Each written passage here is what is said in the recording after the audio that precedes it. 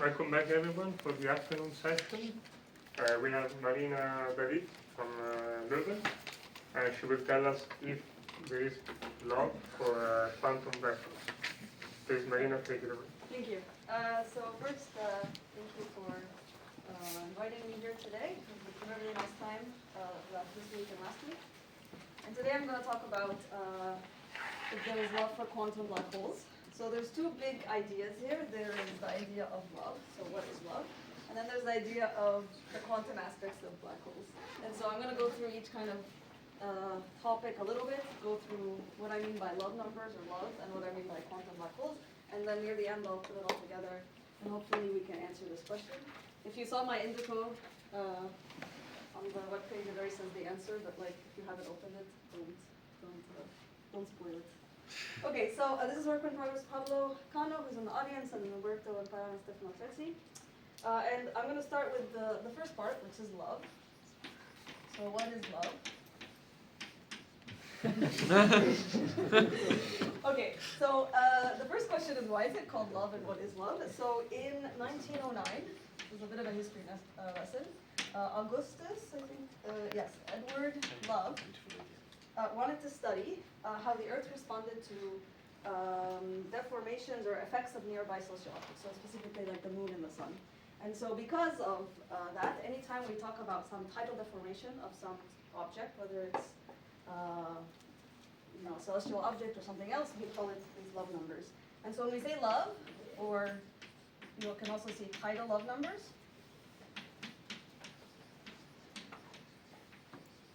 which is or TLNs, that just means that I'm talking about characterizing this quantity of this tidal deformation.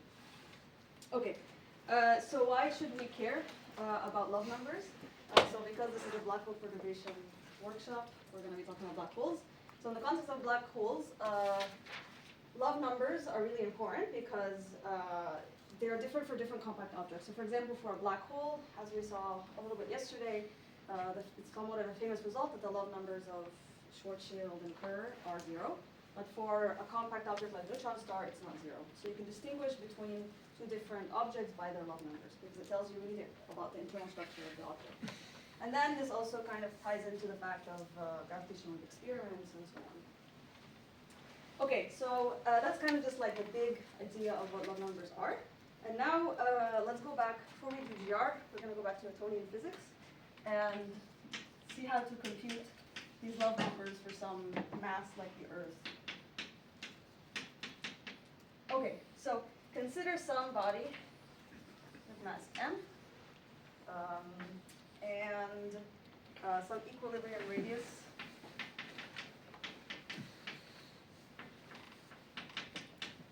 r and some coordinate system Tx. And now the Newtonian potential, as we're familiar with in Physics 101, is just minus m over r. And now let's embed this mass m here into some external potential. And this external potential is going to give us some tidal moments in this background. So I'm going to define my tidal moments due to my tidal field, whatever that is, as something that goes as E of L of T, where L is some just multipolar index. Okay, but in turn, because I'm putting this in an external field, the perturbed body will also react. Okay, and it's going to give me some kind of induced multiple.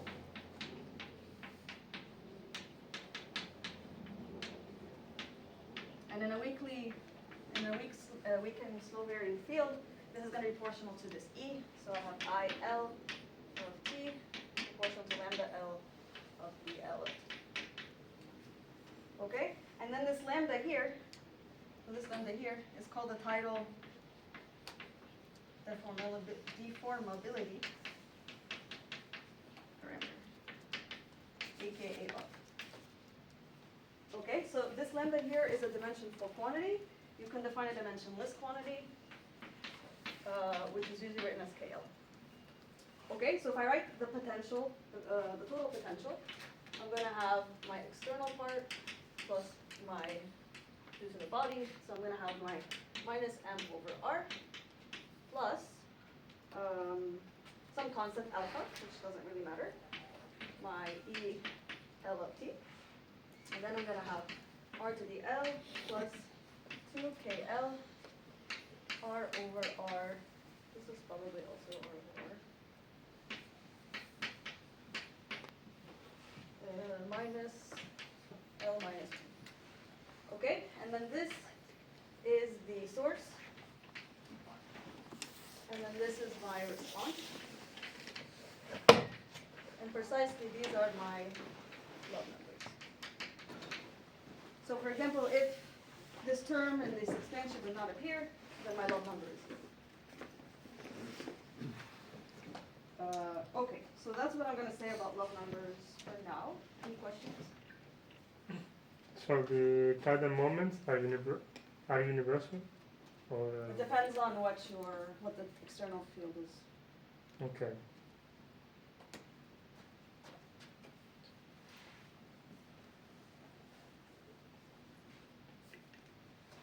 Okay, so now that we have a small definition of log numbers, let's try to focus and compute a log number. Specifically today we're going to be talking about the Reiser-Nordstrom black hole.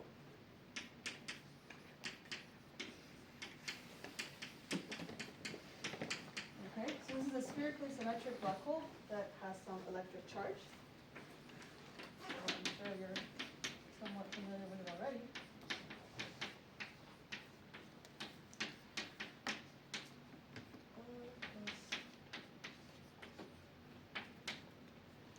Okay, and then there's some gauge field, right?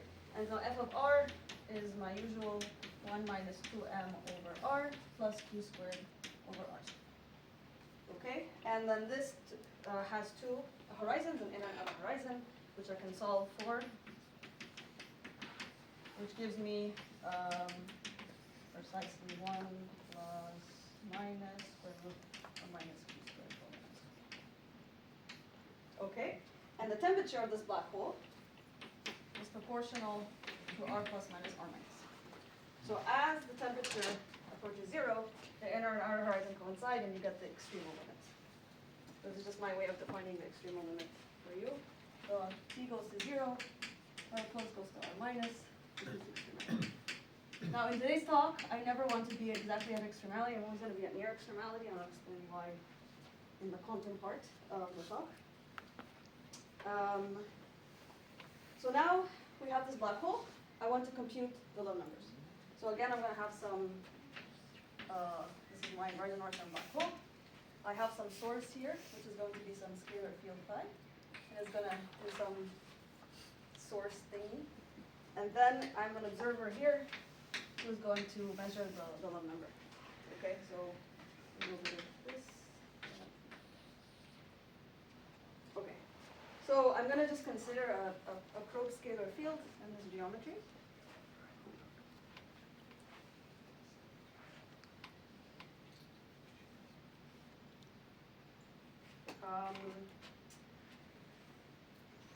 Here.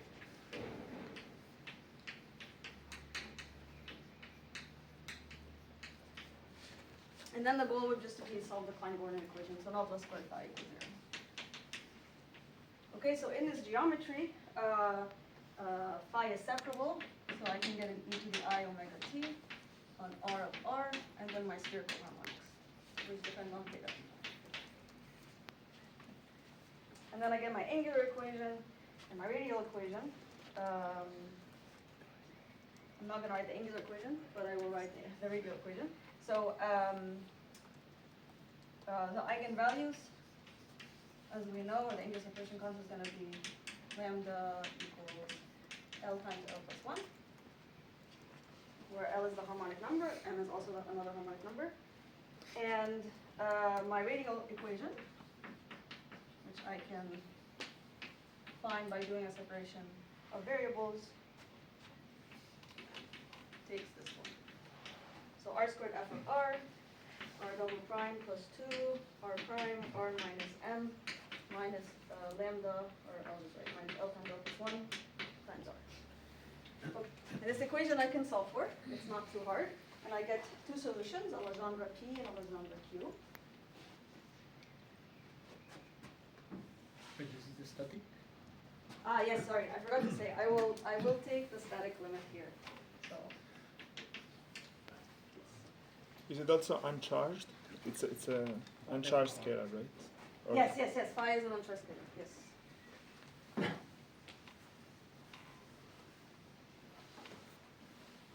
Okay, so my two solutions are the following.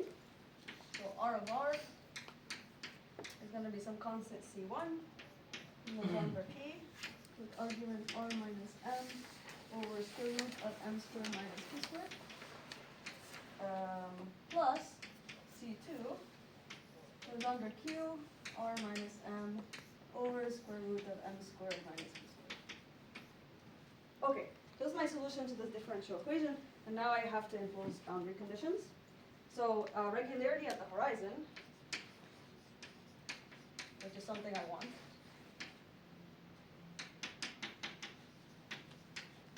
means that C2 is 0. So actually this one. Okay, so far so good. And then is my picture here. I have my solution, and now I can be this person here and take a large R limit. And so if I extend this Legendre function, I'm going to get something like the following. So it's going to be roughly, I'm dropping some constants in front. It's going to be some R over R plus to the L power times 1 plus alpha 1 R over R plus to the minus 1 power plus alpha 2 R over R plus to the minus 2 power, blah, blah, blah, blah. And then I'm going to get another term that looks like KL, R over R plus to the minus L minus 1 times another summation, so 1 plus beta R over R plus to the minus 1 plus beta 2 R over R plus minus 2, blah, blah, blah, blah. Okay, I'm suppressing a lot of details here, but this is roughly what you get. These betas and alphas are all going to be some functions of gamma functions and so on, and then this KL here is just going to be a level. So this is my look. Okay, and what does this look like? This KL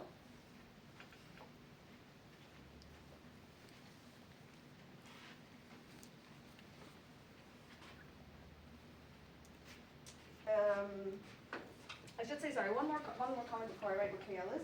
Here, I've assumed that L, even though I know L is an integer, here I'm assuming it's a real number. Okay, this is so that I can separate my source from my response. And then at the end, after I compute everything, and then I take back L to be an integer.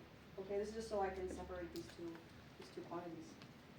So, my KL, once I do all of this math, is going to be epsilon to the L plus 1 half, gamma of minus 2L minus 1, gamma of L plus 1 squared, divided by gamma of minus L squared, gamma of 2L plus 1. And this epsilon here is just 1 minus R plus over R minus. No, wait, R minus over R plus. Okay, so here is my final result. And now I'm going to take L, maybe it's R plus over R minus. Good? No?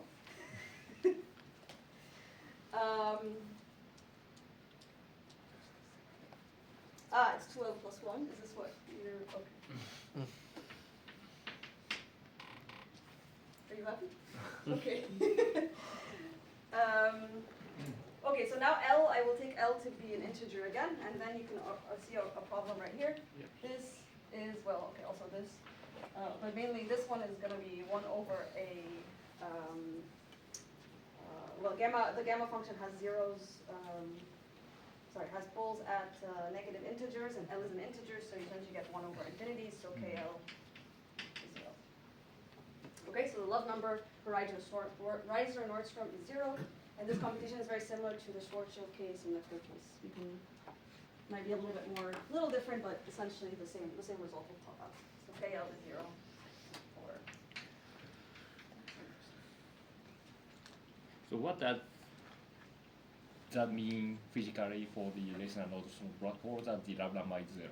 It means that you can essentially poke the black hole, but it will not respond. It's rigid. It's a rigid object. So, can I ask you another question? Yes. So sending omega to 0 is like, say like the wavelength of this guy is much bigger than the object itself, right? So it really looks like a point particle, right? Okay. So in that regard, then you expect a point particle will remain a point particle, right? But yeah, what I wanted to ask is, does it matter because you have two horizons, like there are another horizon. Does it matter in which horizon you post the regularity? Because now it's like a point particle.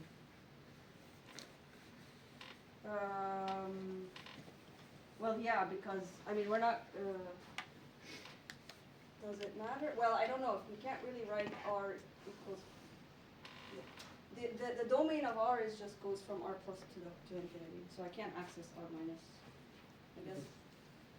Yeah, I mean I understand it's a point, but if it's a point particle, then there's not even a horizon to begin with, right? Exactly. So- why do you impose boundary condition at the horizon if it's just Sure, but okay, but I'm not doing point particle. Maybe if in the point particle description you wouldn't even do any of this, you would do something else, right?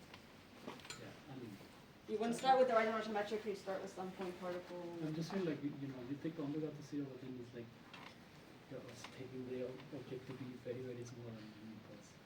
Well, okay, so you would Now, technically I would want that for. if you take with the boundary condition the -1, this shouldn't matter in the horizon. They're just very close to each other. So how would you do it? No, I don't know. I'm just saying. That's why I'm asking. That's why. No, I mean, okay, I mean, you would want to compute for generic omega. I mean, these are static, these are static tidal perturbations, but you would also want all values of omega, and usually this is a very hard problem to do it for general omega, so you do a frequency expansion of small omega, and the hope is to do as many terms as you can, right? And then hopefully you can get a full solution, but. Sorry, but if you do the same computation for like a neutron star, even though you put omega equal to 0, you're not gonna find 0. So it's not really because it's a point particle. I don't think it's just a point particle thing. Yeah, I mean, maybe you don't have to think that as a limit, omega that goes to 0, so you have a field that is becoming huge. It's only that you are trying to prove the tidal deformability when you put a field that is static. It's not a limit, it's completely a different physical situation. Then you don't take really a point particle. I mean, you are probing the structure of the space-time, so for sure you're not taking really the point particle limit. So I don't think it's a problem.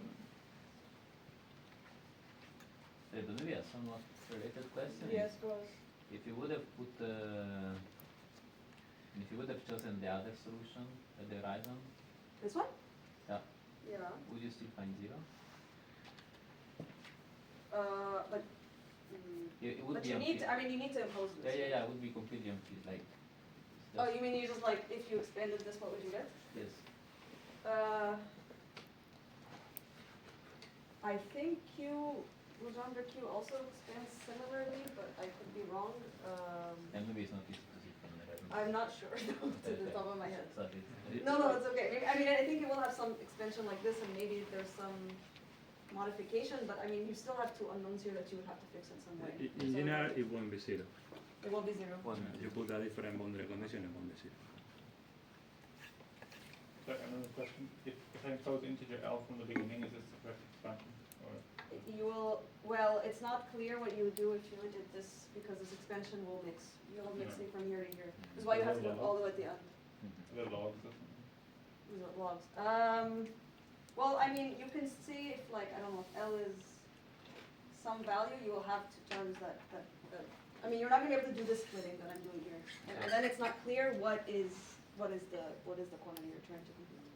But doesn't this tell you that there is an ambiguity there? Like, meaning when you're separating the equations, you are to begin with you are assuming spherical Yeah, harmonics, so which you are assume defined L for is not an integer. integer, and then you could take some coordinate transformation, but an analytic one. And if you assume an analytic transformation, you will still get the separation. I mean, you're not going to take R, like you take R to, I don't know, R squared or something. This you will get the same result, But if you take r to like log of r, that won't work, because that's not an analytic transformation. And then in that case, it is gauge invariant quantity. Is that convincing? Guess not. Okay, any other questions? Can you measure the deformation through an electric perturbation? What is the log number if I have an electric? Yeah. I don't know off the top of my head. I don't know what it is. Is it zero? It's much more complicated because you have a couple electric and gravitational perturbations. Do you have any claim for gravitational perturbations or only for scalar? For Rising Nordstrom? Yeah. I think it's also zero for the static case. I don't know. No? No, I'm asking, like, did you compute it? No. Today we're doing static love numbers and a scalar field, the simplest Scalar case. field. Now, if I wanted to do quantum love for gravitational perturbations, which is something we want to do, that's still TBD. But I think on the the gravitational computation, I believe people have done it, and I think it's zero, but I could be wrong. But if anyone knows, please. Okay. So this was the love numbers for Horizon Nordstrom, but I want to talk about the extremal limit, which I kind of mentioned a little bit.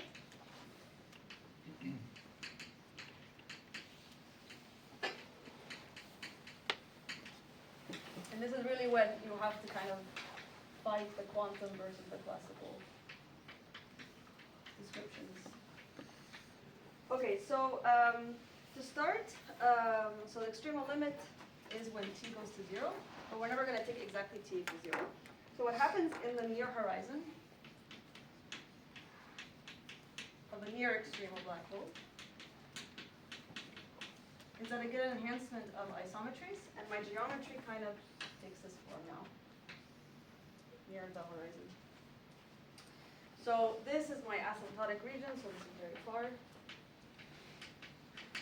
My horizon is somewhere here, and this is what people call literature of Roth, which for near extremal is very long but not infinite, and at exact extremality it is infinite.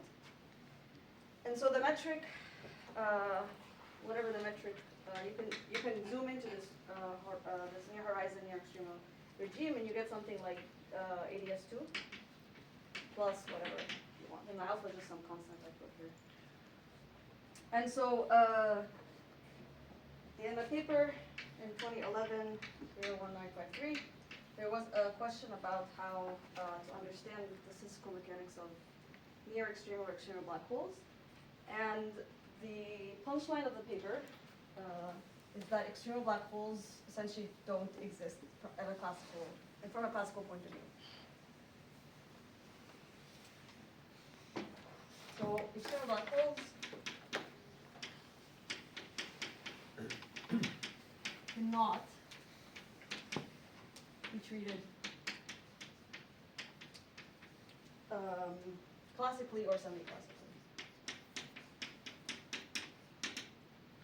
Okay, so why is this true? So this is true because I will consider plotting the temperature, or energy with respect to the temperature, and a Hawking quanta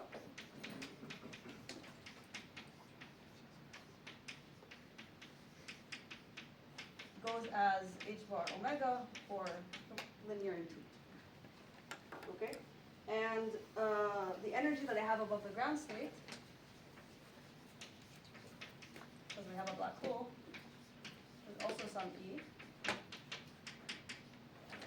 That is m minus q, which is roughly the temperature squared. Okay?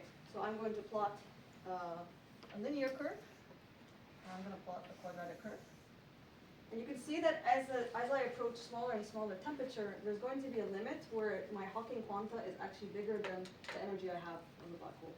And so this is a breakdown of the classical description. So this is what people call E-break or E-breakdown. And so when you're around this region, you must now not treat the black hole classically, and you actually must take the quantum description. Okay? And this resolves a lot of conceptual issues people were having with the density of states and entropy of extreme black holes. So there is a threshold of E-break where you have to be careful. And today, we're going to be around this E-break so that we can actually look at the quantum regime. So, we will work in this regime. And what happens is that instead of this throat region here, I'm going to replace it by my quantum theory, which is the Schwarzschild theory. And in this case, you're going to have a small classical action that gives you large fluctuations that resolves these issues that I mentioned here. And so, given now the love number story and now the quantum black hole story, the goal of today's talk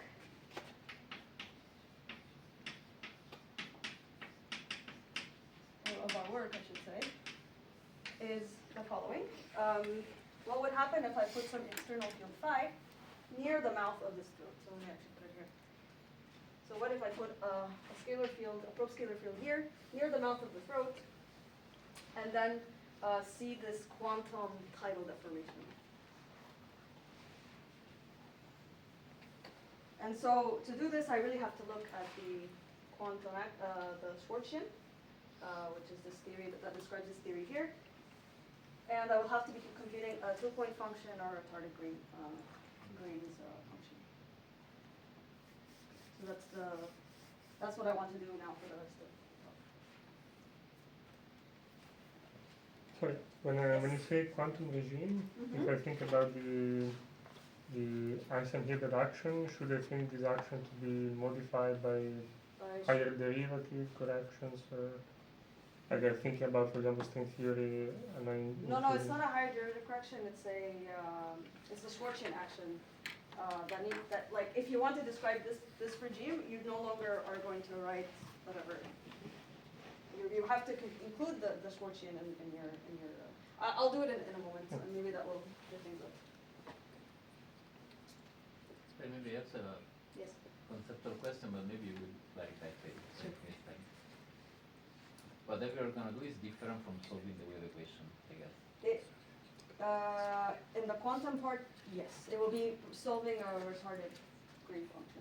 Computing the retarded Green function. Say that you don't know how to do, I mean, if you don't want to do the Schwarzschild computation, is there a way of doing the same? Like, are you doing some sort of one loop that like, is this what's going on? Or? Essentially, yes. Yes. But I know the Schwarzschild, so I can do it from there.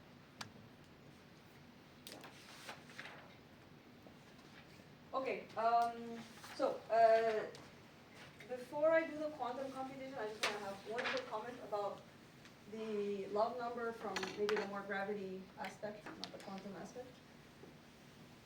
And it's that we're going to compute, I'm going to define a new love number, which I will call the classical near horizon love number.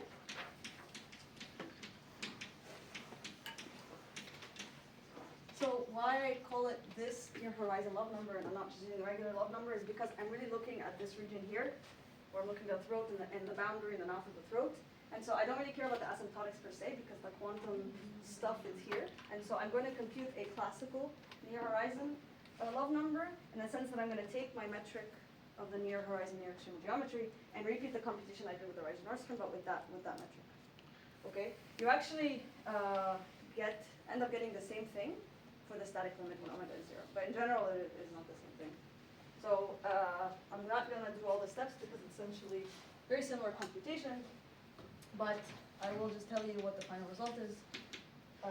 So I have my scalar phi, and it has conformal dimension L delta, which is L plus 1 in 2 dimensions.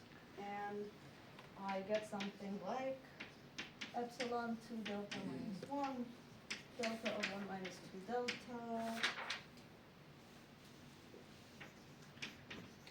gamma of delta squared divided by gamma of 1 minus delta squared, and then gamma of 2 delta minus 1.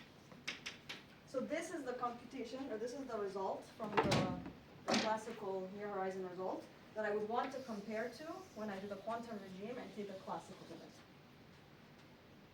So I will do now the quantum love number, and then if I take the classical limit of that quantum number, I should get this result. It makes sense, I think. Okay, and again, this is a static case. If it's not static, there's going to be some omegas here in the arguments of some of the gamma functions. Not too much. This is the same formula you wrote before, or? It happens to be the same formula because omega equals 0, but it won't be, in general, there will be some omegas here, and then it will not be the same. Okay. Sorry, but then I guess, so why should not be the same? So even if I put omega, what's the difference between this Because and the that? my near horizon love number, my asymptotics, co-asymptotics I'm reading it off from the horizon versus the usual love number story, I'm reading off from the actual large R. The So observer is. the observer is actually far I see, away. okay. So they're not going to be generally the same. They're the same only when omega equals 0, so this is Right, why it right, looks right. redundant. But it will not in general be the same. Right. Okay, thank you.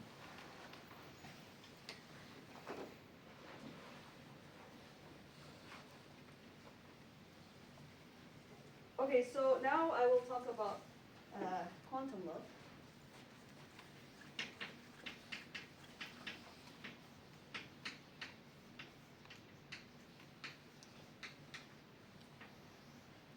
Okay, so I'm going back to this throat region here, which I almost erased. And I'm going to again put a scalar field phi with conformal dimension delta, and delta is L plus 1. And the source here is going to be, right here, is going to be at the mouth of the throat. And it's going to have a dual operator.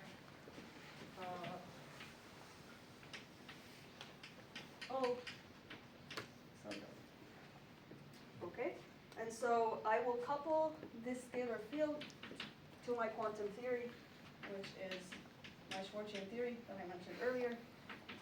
And so I get integral of dt, I of delta of t, and then O delta. Okay? Sorry, can you say a little bit more what is this Schwarzschild theory? I don't know. I don't want to. What is- Okay, I don't want to say it It's a because I don't want to theory of open quantum a. gravity, or what is Sorry? it? It's a theory of quantum gravity? It's a theory of quantum gravity related to understanding a quantum theory near this region here, in the mouth of this field. That's all I want to say for now because I don't want it's can of worms I don't want to get into. And I'm going to skip a lot of things that assume things about Schwarzschild again because it's technical. I don't want to get into the details. So we can talk after. It's just like you never have to know a little bit. Yeah, okay. Yeah, perfect. So this is my action, and then the response, so the throat response.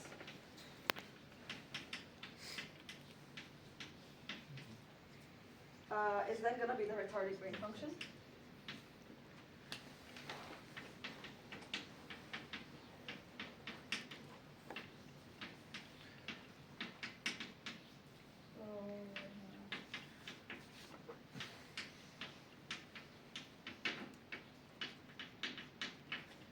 Okay, this is my retarded brain function.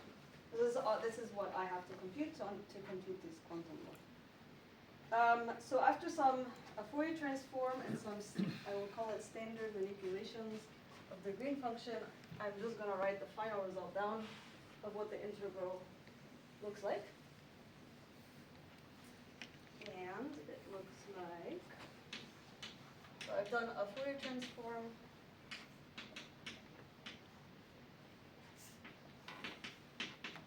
I'll get dE prime, the density of states, my quantum state, d prime, operator of delta, and then I get d prime minus e to the divided by e prime minus e squared minus omega plus I theta plus squared. Okay, so this is the grade function. So everything boils down, after some manipulations, boils down to this integral that I have to do. And fortunately, the density of states and all the quantum things and everything has been studied very carefully by a paper from a year and a half ago or so.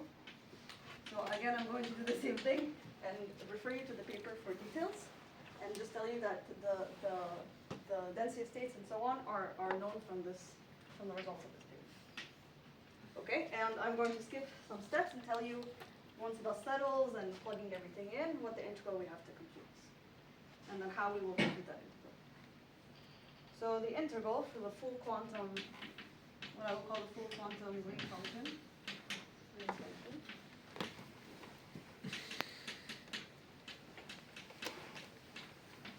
What is a E0? E0.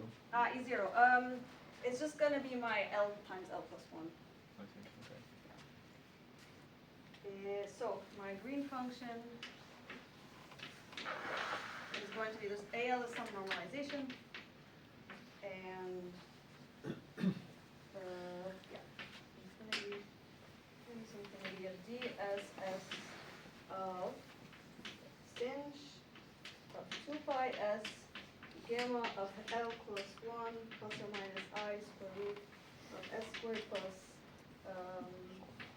L times L plus 1 squared plus or minus ik times s squared plus L times L plus 1. Okay, this is messy. Times s squared plus k L squared minus k squared squared divided by 4 minus c plus I0 plus. Okay, this is the integral I have to do. You're Yes. not going to tell how from that formula I get this? No. No. But okay, the density of states is it? They have computed all of these things in this paper. I'll refer you to this paper. But this is just the Schwarzschild density of state you put there, or? Yeah. This is the evaporation of.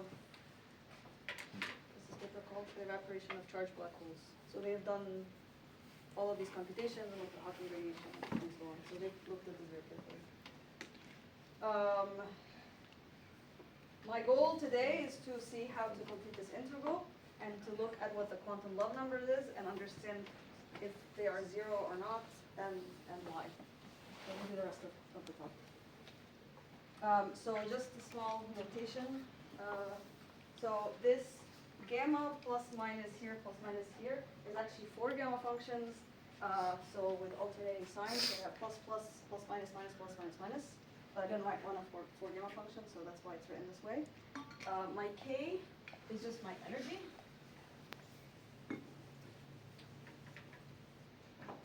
So k squared is just 2 times the energy that I have times the energy of this breakdown of the scale. I already have omega there, and my s. Yeah, okay, no, this is all. So essentially, if I want to go to the classical limit, this is the large scale limit. So could you just clarify, like this scalar phi, is it an additional scalar you're adding on top of the Schwarzschild? Yes, that's sourcing the Schwarzschild. And No, then sorry. understanding how the response due to the source on the thing. So I'm a bit confused. Is it a gravitational mode or is it an extra scalar? It's just a probe scalar. So it's not part of the Schwarzschild theory. No, but it's but this is sourcing the Schwarzschild. In what sense? So what do you know about this operator O delta, if it's an extra? It's just it's a probe. I mean, I don't know. So you know the conformal dimension. So this scalar is as adding an insertion in the Schwarzschild theory, and therefore you compute the Green's function associated to this insertion. So it's an extra operator living in the Schwarzschild theory, Yes. Yeah. and the scaling dimension is fixed by what? By By the dimension fact that of- you're in 2D ADS, or ADS2. Yeah, the dimension of the scalar field. Yeah, dimension is different, yes. By the dimension of the scalar field. It's the mass of the scalar field, essentially. But it was massless, right? So that should be fixed. Then is it fair to say that you're like cutting your space-time at the centrifugal barrier? Now you treat the centrifugal barrier as some sort of radius, and now delta is L because of that? The idea is two mass. Yeah, The idea is it's to the see- idea Take to- the wave Yes, equation, it's you just can the just radius do to this mass. mass transfer from L. Yes, yes, yes. Yes, it is. So the radius to boundary is the centrifugal barrier. Is this correct? Centrifugal bit. Of your like potential. Of the of the black hole. Or I don't know what you mean. Is there even for L equals 0? It's there also for L equals 0. Yes. It's not. yes. So just a small, another small. So are you consider asymptotically ADS or asymptotically flat? So Reiser Nordstrom, the black hole is asymptotically flat, but we have zoomed into now this near horizon, which is an ADS2. But the asymptotic boundary condition, you will impose it in asymptotically flat space. or- No, actually I don't think so. Or, yes, yes, yes.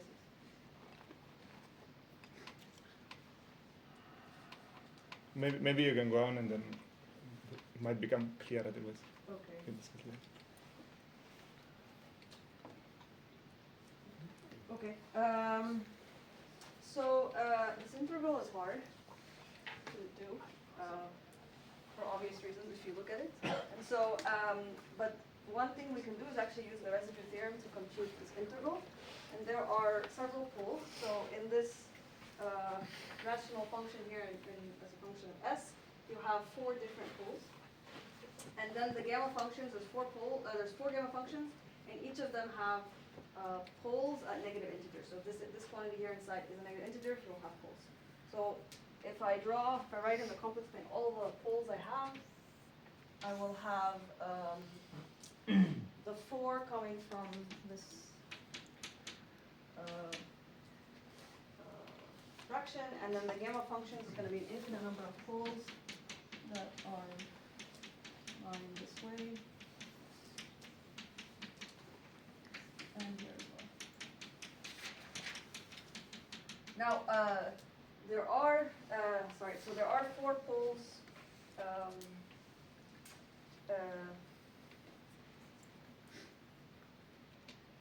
Okay, this is fine. Okay, so what I want to do then is, is to do a contour integral so that I can actually do this integral, and so my contour is going to be, I think, above in the real, the positive imaginary axis, and so this is my C1, and this is my C2.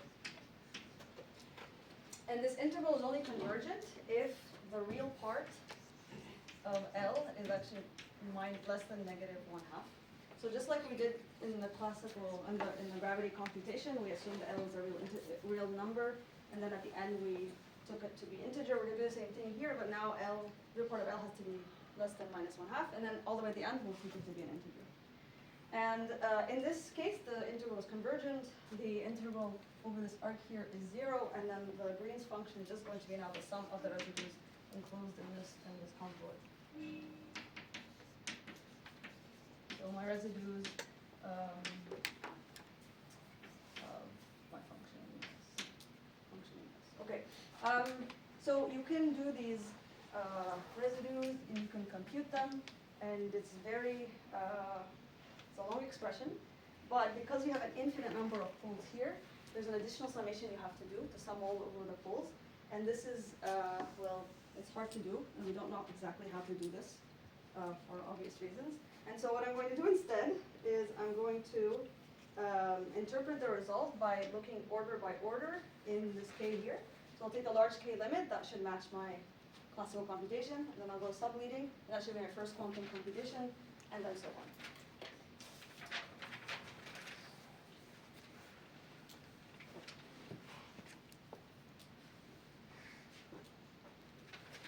So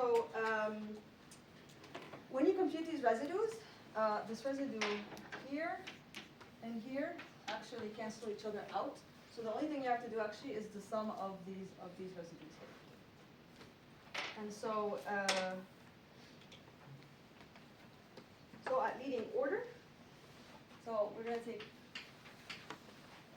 k to infinity, so large k, and then we take a leading order. So this should match the classic computation. Now, leading order, I get that the sum of the residues is equal to 4I pi 2k to the 2l plus 1 sine of pi l gamma of 2l plus n plus 2 divided by gamma of n plus l times l plus n plus 1. Where n here is an integer, positive integer, and that's where this argument here is going to be minus n. There's a sum there, no? Yes, there's a sum.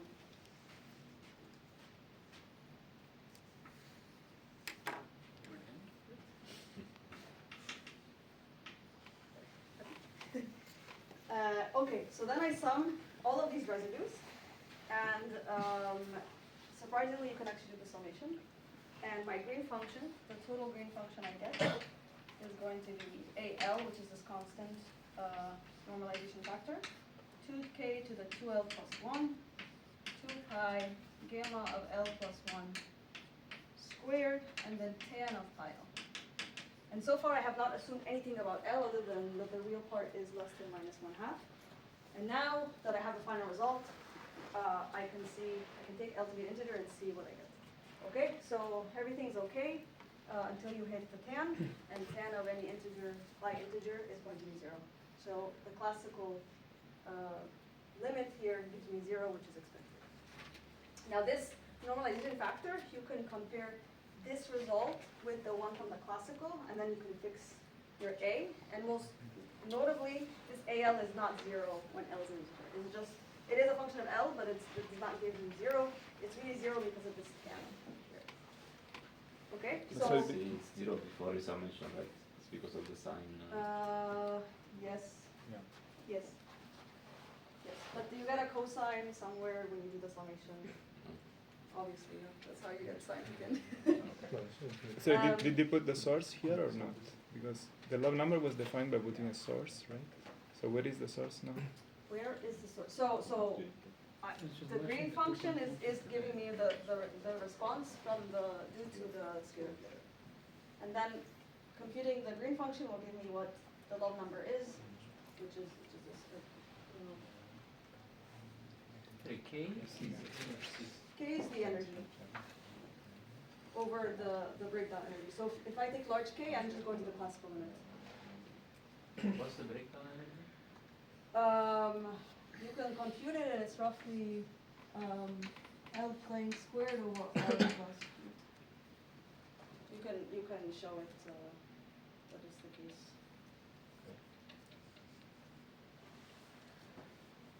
So now I go to self-leading order and I repeat the computation and so on. And so in general, if you keep doing this, you get a really nice formula. So maybe I'll write to all orders. My green function is going to be my epsilon to L plus 1 to L plus 1 divided by 4 pi gamma of L plus 1 squared divided by gamma of 2L plus 2 squared 1 over 1 minus e to the minus 4 pi k, and then I have a summation here.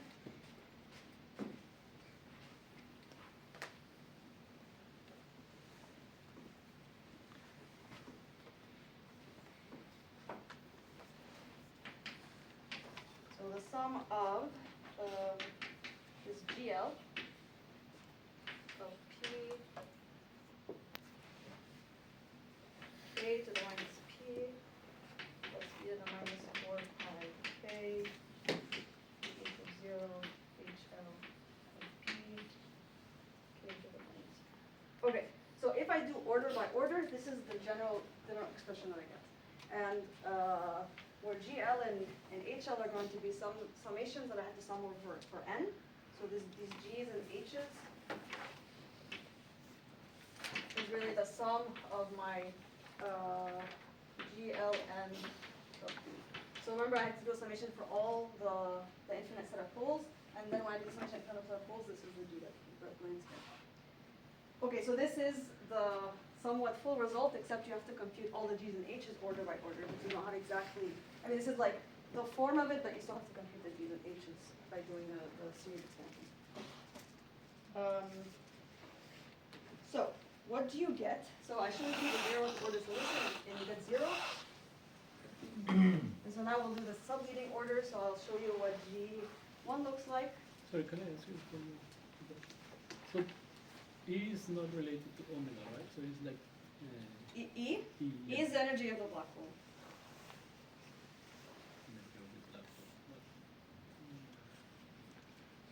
It's M minus Q. It's the energy above extremality. Okay.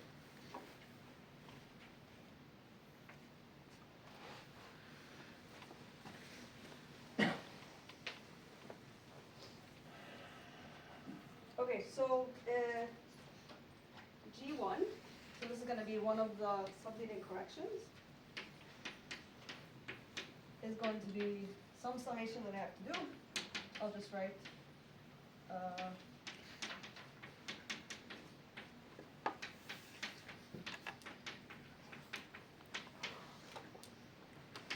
plus N plus 1, gamma N.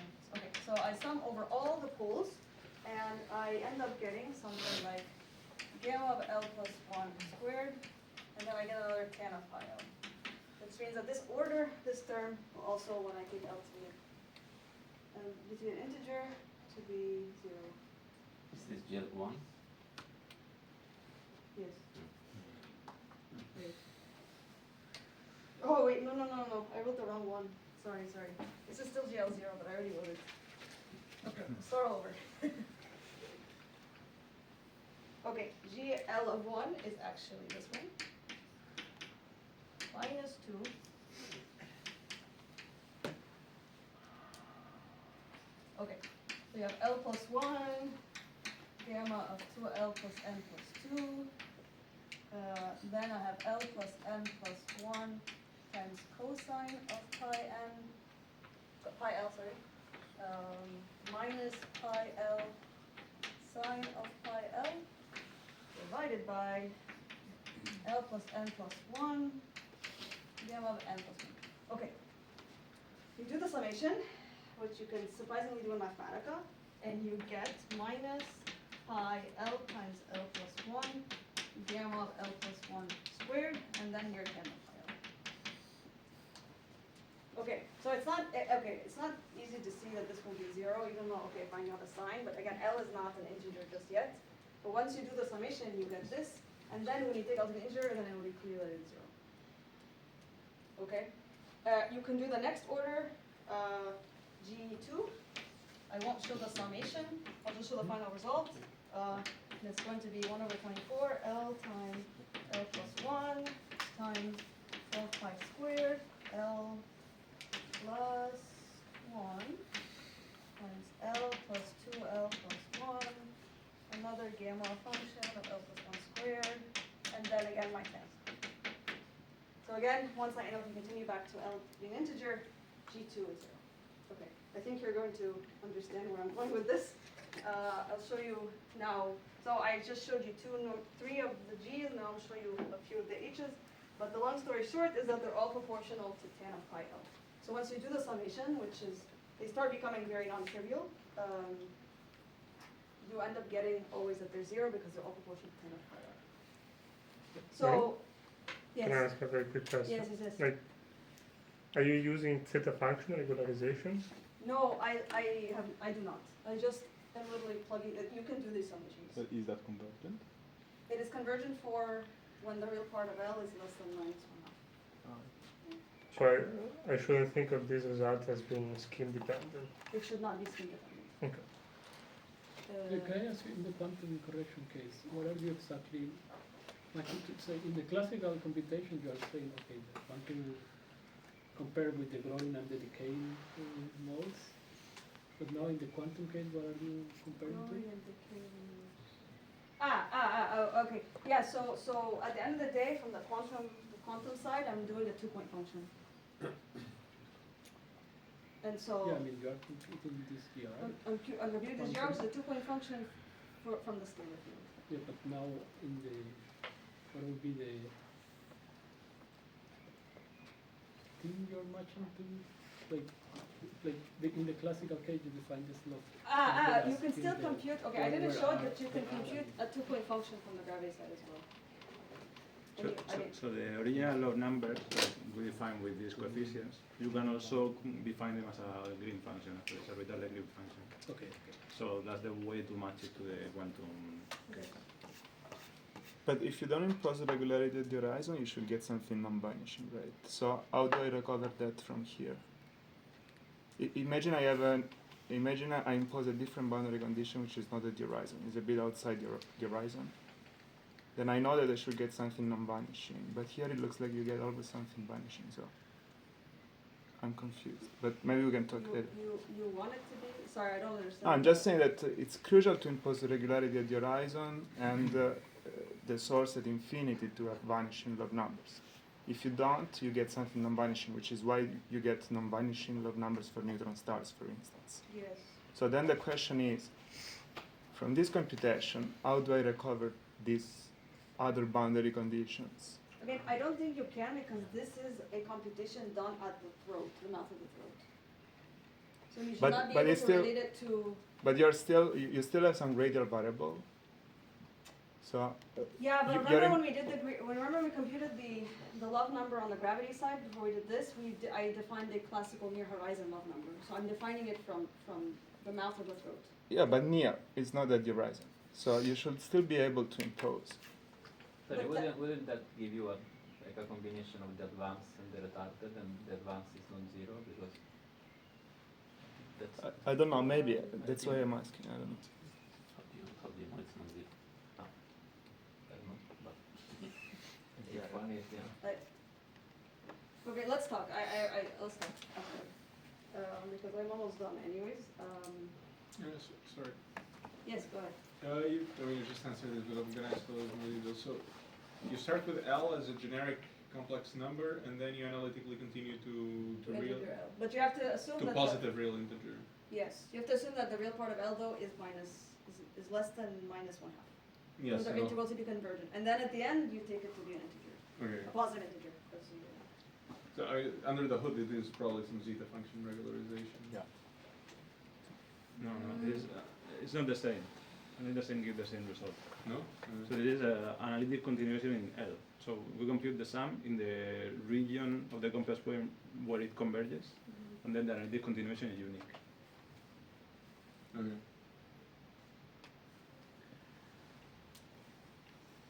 Okay, so the punchline is that we find that the GLs up to some order, we didn't do them to all orders, but we seem to find that the GL and the HLs that we've computed so far to some, I don't know, we did it to a few orders, are all 0. And so this begs the question that, or we conjecture that then they probably are 0 for if you do this completely out, although this is something that we want to show exactly a little more carefully. But if this is true, that means quantum log numbers, well, do not have any log. So there is no log numbers for quantum black holes. Well, have you considered quantum black hole? So How do I- what I because saw that you computed the log number using the green function, Oh, but the your black Schwarzschild. hole, but black hole is still classical. No, it's short. No, I'm using the Schwarzschild, which is Sure, the quantum okay, so theory. that is okay. So you take the near horizon limit and you use the Schwarzschild theory, so that you create That's into what I'm quantum. calling the quantum. Okay, I see. Precisely.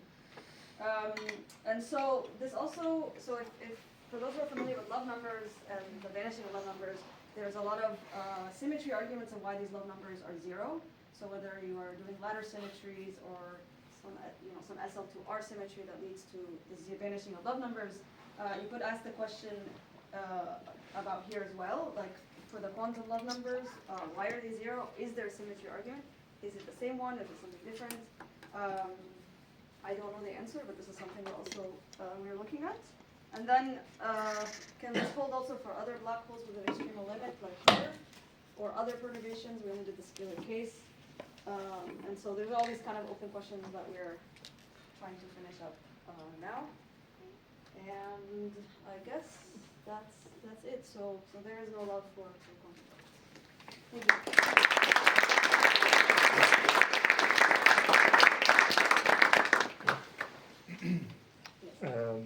Can I ask? Yeah. So the Schwarzer mode describes the S-wave deformation around the extremal, right? And there are also non-S waves that are not captured by the Schwarzian. And normally they are subdominant, but here since the result of the Schwarzian is zero, you should also look at what are those corrections, no? Yeah.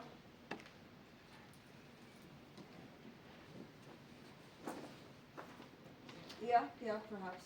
This result we just got very recently, so, but yes, maybe the understanding of this, of why this is exactly zero is still question. So yeah, maybe we have to look at other modes and stuff. This could be true. I'm not sure yet, but yeah, good point.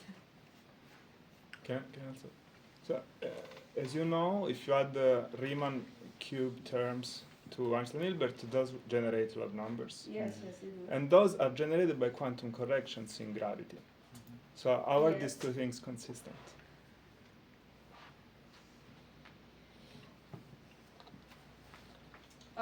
Well, in this case, we know the full quantum theory, whereas in the case of adding one higher order correction, maybe you need to actually, I don't know, sum all the higher order corrections to have a full quantum theory, and then maybe the love number there is zero. So is the claim that you cannot trust the computation you do with Riemann cube? No. It just means that maybe the love number at that order is this, but if you sum over all the orders of your higher curvature expansion, Well, maybe they sum to zero. If they all contribute to the same order, you cannot trust the leading result. It's totally different type of corrections. This is unrelated to the cubic corrections. No, I understand that you are doing a different computation, but the two things are both generated by quantum corrections of perturbative quantum gravity corrections. So there should be an internal consistency. This is not But like the R cube is an alpha prime correction, right? I mean, if you have an explicit UV completion, you can see it like that. But you do four-dimensional quantum gravity as a perturbative effective. But I think that what they're doing is an expansion in H bar, no? Which If you is do- not necessarily. If you do an H bar expansion in four-dimensional quantum gravity as an effective field theory, you generate R cube terms. This is an old computation from the 80s. And so, there should be an internal consistency. These are totally different things. I think you meant this. What did you say? Do you have in mind that in horizon or extremal horizon? I'm just saying if you do flat space Yes. perturbation theory Yes. at the quantum level, you generate R cube. That's certainly true, Yes. independent of the background. But the question you are trying to ask, do you have in mind that the horizon is thermal or is it extremal? Because maybe all this quantum that she's talking about has to do with the fact that the horizon is extremal, therefore the boundary condition are a little bit funny. That's why they bring all this Schwarzian into the game. I think what you're referring are like UV quantum effects, where the Schwarzian is capturing like some IR quantum effects, some universal IR quantum effects that emerge close to the throat in the near horizon near extremal limit. So I think these are different quantum effects. But they're not really UV. It's something you can compute in the AR. No, these are IR quantum effects. This is not UV quantum effects. But also R cube you can compute in the AR. You don't need to know UV completion to compute But you could be like this background plus R cube, Yes. and then eventually if the horizon is still extremal, then they have another term in their effective action that she will with the Schwarzian plus. So you're saying there is a class of terms, of quantum terms that don't give log numbers, but there should be another one associated to R cube that will give log numbers? Is that the claim? But maybe we can talk later. This is totally Let's keep the discussion for later. If there are other questions, we can collect them now. Maybe I have a question. I mean, the green function is in expansion over in 1 over k, but it could be exponentially suppressed in k itself.